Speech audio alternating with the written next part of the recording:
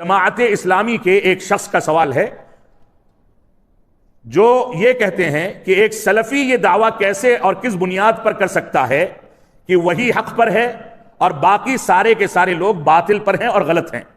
سلفی کا یہ دعویٰ وہی حق پر ہے، کس نے طے کیا ہے؟ سلفی کہتے ہیں کہ ہم صحابہ کے منہج پر ہیں، وہ کس بنیاد پر ایسا کہتے ہیں اور وہ بنیاد صحیح کیسے ہو سکتی ہے؟ وہ بنیاد صحیح، اس بنیاد کا صحیح ہونا یہ کس نے طے کیا ہے اور اس کو طے کرنے کی بنیاد کیا ہے؟ سوال مختلف پیرایوں میں کیا گیا ہے۔ بنیاد جو ہے آپ کو درس کے اندر بتا دی گئی۔ بنیاد جو ہے وہ دلیل ہے۔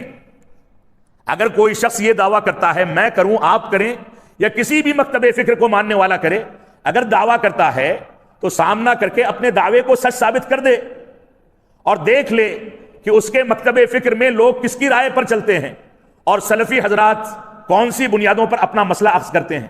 تو دعویٰ تو ہمارا یہ ہے کہ ہم دلیل پر چلنے کی کوشش کرتے ہیں اور ہم یہ دعویٰ کبھی نہیں کرتے کہ ہم 100% حق پر ہیں۔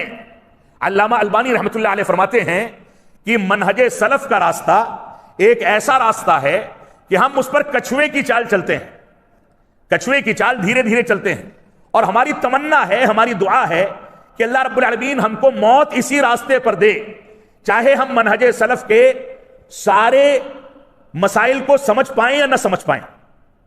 اس کو عبور کر پانا یہ تو بہت مشکل مسئلہ ہے، لیکن ہم چاہتے ہیں کہ 10%، 20%، 40%، 50%، 100% جتنا بھی چل سکیں، کم از کم ہماری موت اسی پر آئے۔